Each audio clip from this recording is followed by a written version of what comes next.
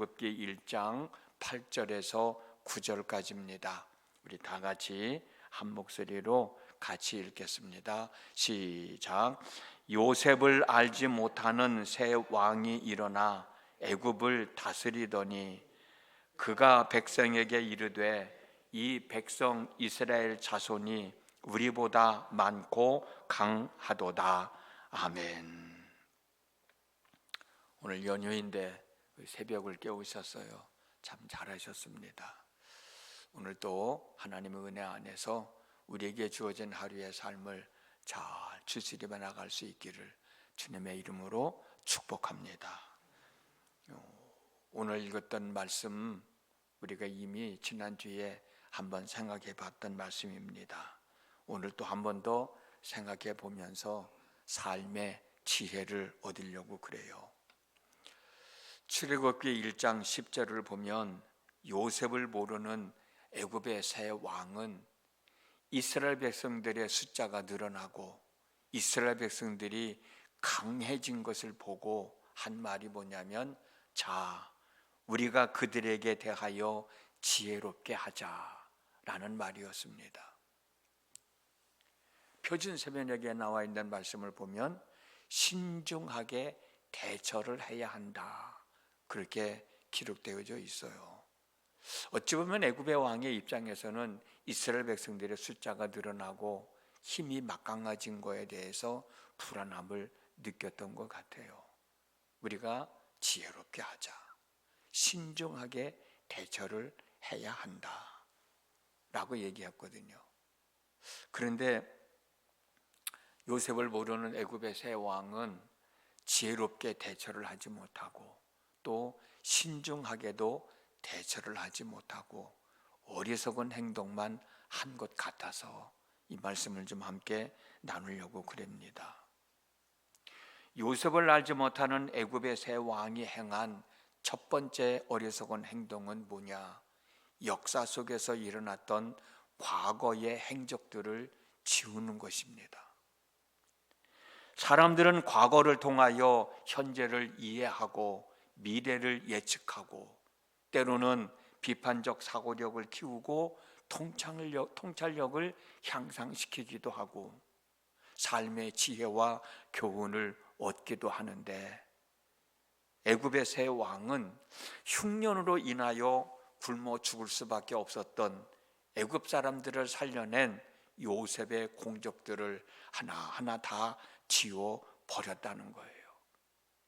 그러면 이 왕은 왜 이렇게 했을까? 여러 가지 이유가 있겠습니다만 앞을 내다보지 못하고 지금 당장 겪고 있는 삶의 문제에만 관심을 가졌기 때문에 그런 행동을 하지 않았을까라는 생각을 하게 되는 거예요. 그러면 요셉을 알지 못하는 새 왕이 겪고 있었던 삶의 문제는 무엇일까? 그것은 아까도 말씀드렸던 것처럼 이스라엘 백성들의 숫자가 늘어나는 거예요. 이스라엘 백성들이 너무 강해진 거예요. 이스라엘 백성들의 숫자가 너무 늘어나고 그들의 힘이 너무 강해져서 자신에게 위협을 가하고 있다고 생각하는 것 자체가 지금 요셉을 알지 못하는 애굽의 새 왕이 겪고 있는 삶의 문제라고 생각합니다.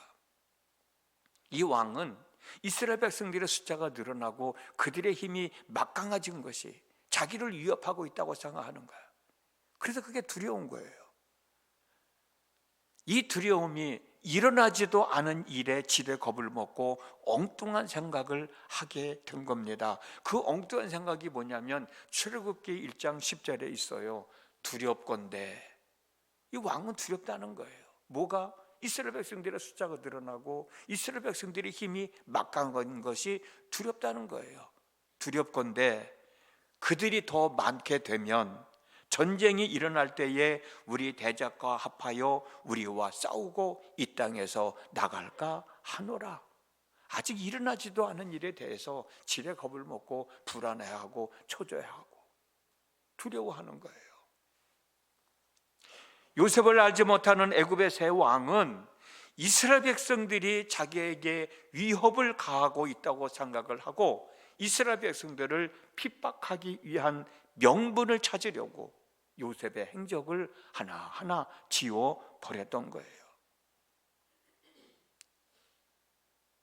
우리도 세상을 살아가다 보면 지금 겪고 있는 어려운 일들 때문에 힘들어할 때가 있죠. 그러나 여러분, 지금 상황만 보지 말고 어제와 오늘의 상황을 통해서 현재의 상황을 제대로 잘 파악하고 제대로 잘 극복해 나갈 뿐만 아니라 내일의 삶을 잘 만들어가는 지혜로운 사람이 되면 얼마나 좋겠어요.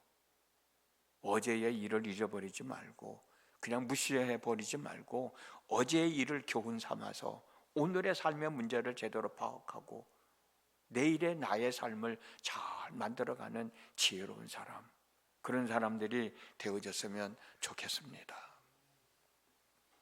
요셉을 알지 못하는 애굽의 새 왕이 행한 두 번째 어리석은 행동은 뭘까? 유화 정책을 쓰지 못하고 강경 일변도로 억압 정책만 고수했다는 거예요. 애굽의 새 왕은 이스라엘 백성들을 억압하기 위하여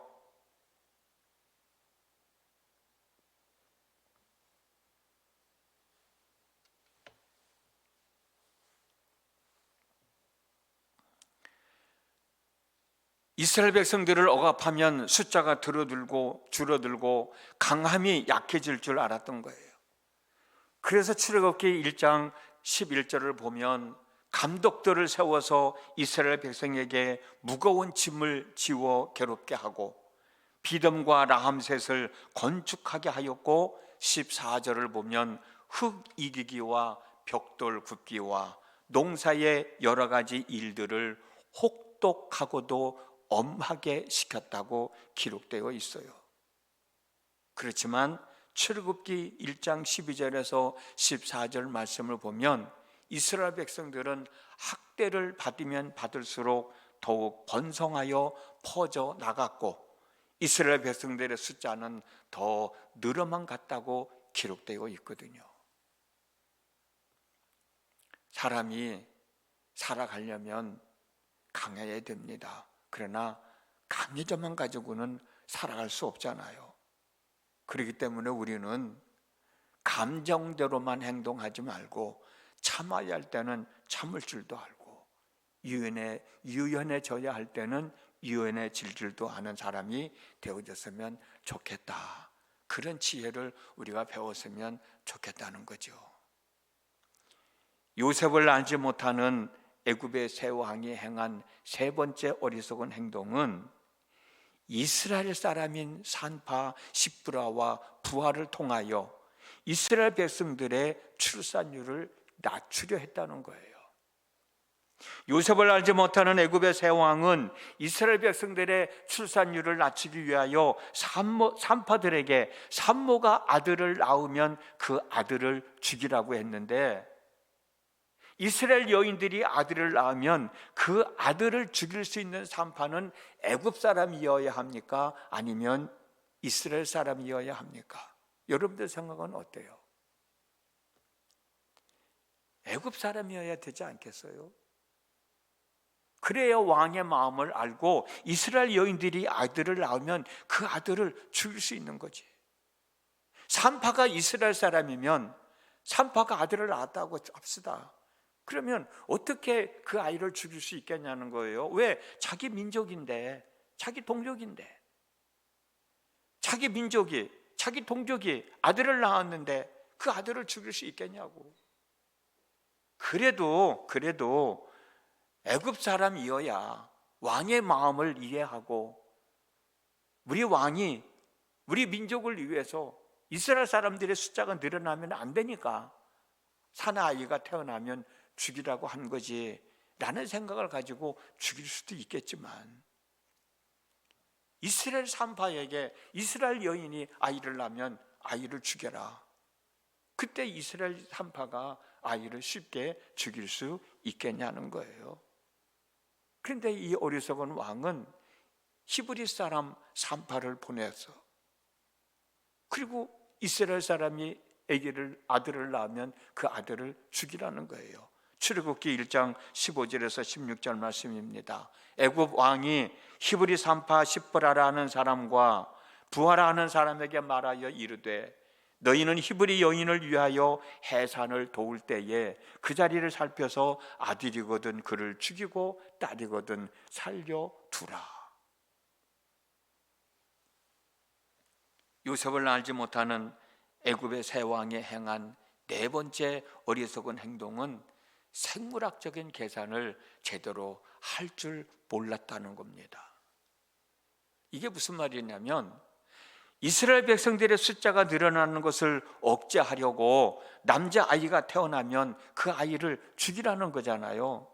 근데 여러분, 인구가 늘어나는 것을 죽이려면 남자아이를 죽이는 것이 아니고 여자아이를 죽여야 더 효과적이라고 생각을 해요. 예를 들어서 남자 1명에 여자 100명이 있어요. 그러면 이 남자를 통해서 몇 명의 아이를 낳을 수 있습니까? 100명은 낳을 수 있잖아요. 여자가 100명이니까. 남자 1명에 여자 100명이면 100명의 아이를 낳을 수 있잖아요. 그런데 여러분, 100명의 남자가 있다고 하고 1명의 여자밖에 없어요. 그럼 이 100명의 남자를 통해서 아이를 낳을 수 있는 사람은 몇 명이에요? 1명밖에 안 되잖아. 이런 의미로 계산을 한다면 남자아이를 죽이는 게 아니고 여자를 죽여야 출산율을 억제할 수 있지 않겠습니까?